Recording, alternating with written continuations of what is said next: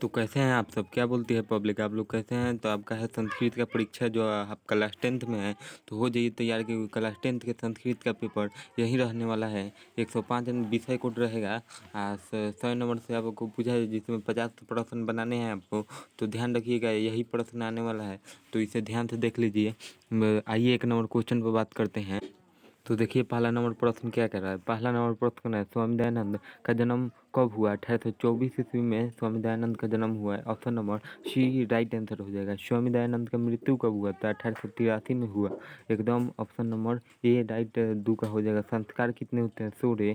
संस्कार कितने होते हैं? 16। जन्म से पूर्व कितने संस्कार होते हैं? जन्म से पहले कितने संस्कार होते हैं?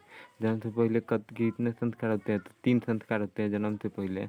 आप लोग इसे भी ध्यान रखिएगा, जन्म से पहले 3 संस्कार होते हैं। देखिए, आइए अगला नंबर क्वेश्चन देखते हैं क्या है। अगला नंबर क्वेश्चन क्या है? 5वां नंबर देखिए। 5वां नंबर क्वेश्चन क्या कर रहा है? 5वां नंबर क्वेश्चन है, संस्कार संस्कार कितने प्रकार के होते हैं? तो प्रकार पूछेगा तो बाबू आप 4 मारिएगा। सहसावस्था में कितने संस्कार होते हैं? तो 6 संस्कार होते हैं। 6 संस्कार होते हैं सहसावस्था में। सहसावस्था में कितने संस्कार होते हैं? 6। ऑप्शन नंबर ए सही हो। लाहोज्म संस्कार होता है सहस्वावस्था में। सहस्वावस्था में होता है लाजहुम संस्कार। अगला नंबर क्वेश्चन देखिए क्या है। अगला नंबर अगला नंबर क्वेश्चन देखिए क्या कर रहा है। भारत महिमा पाठ का प्रथम श्लोक क्या है?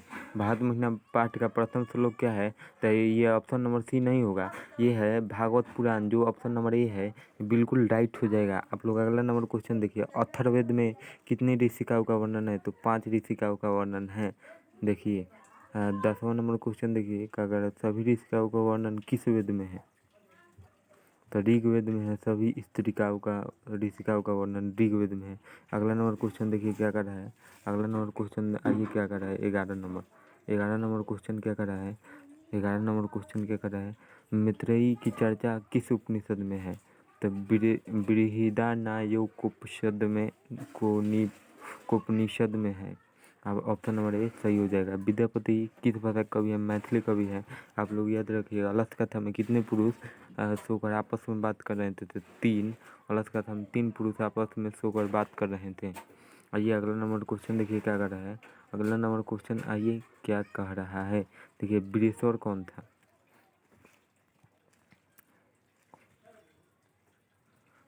बृहस्पति कौन था? 14 नंबर क्वेश्चन कर रहा है। बृहस्पति कौन था?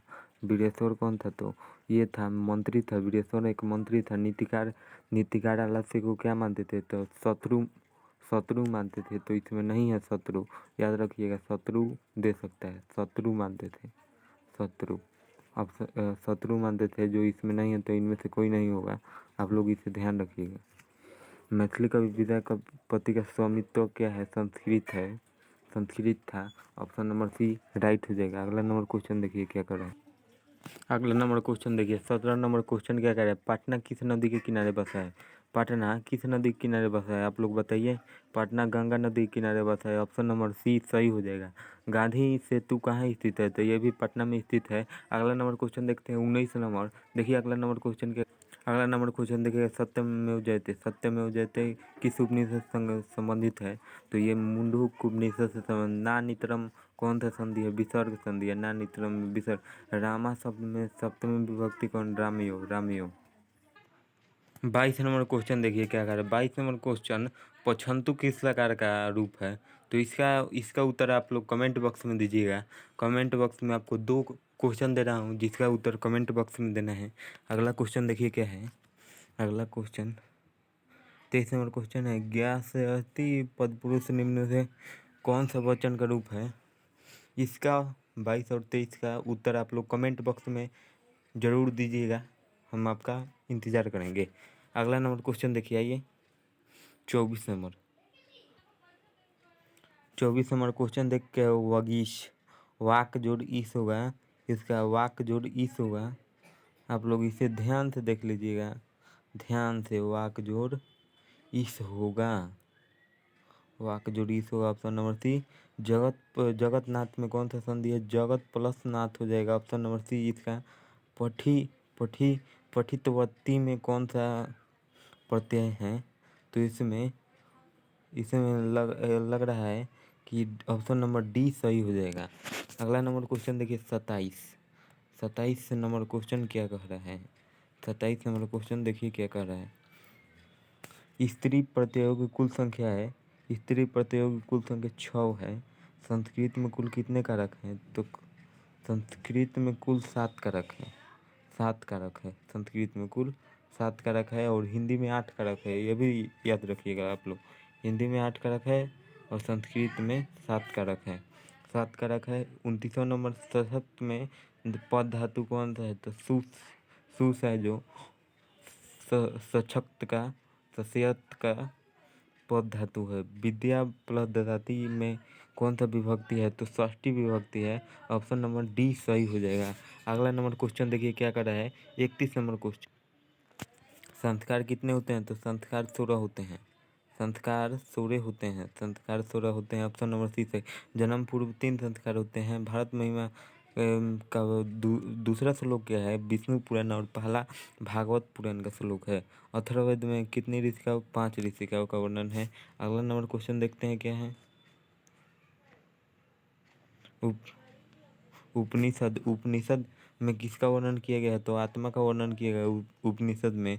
अन्वय में कौन सा उपसर्ग है? तो अन जुड़ वय में अन उपसर्ग है। देखिए अगला नंबर क्वेश्चन क्या है, देखते हैं अगला नंबर क्वेश्चन। अगला नंबर क्वेश्चन, नयनम में कौन सा संधि है? नयनम में अयादि संधि है। ऑप्शन नंबर सी सही हो जाएगा। अगला नंबर क्वेश्चन देखते हैं।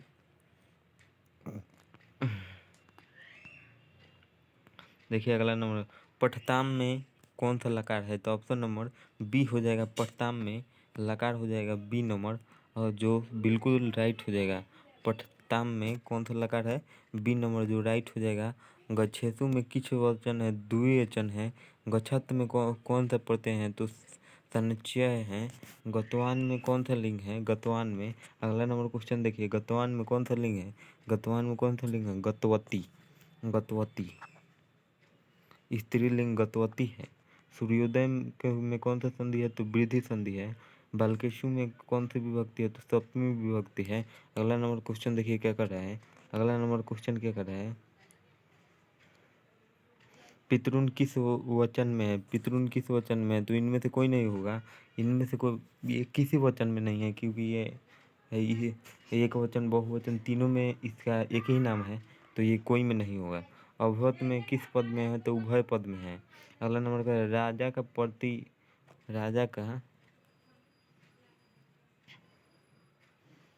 राजा का प्रतिपादिक कौन होगा? तो ये रजान होगा, रजान। ऑप्शन नंबर डी सही हो जाएगा। सभापति में कौन सा समास है? तो ये द्विगुण ही कर्मधारय राइट होगा कर्मधारय। ऑप्शन नंबर ए बिल्कुल राइट है। 50वां नंबर क्वेश्चन है जो आपका है, उपनगरम में विग्रह कौन सा है?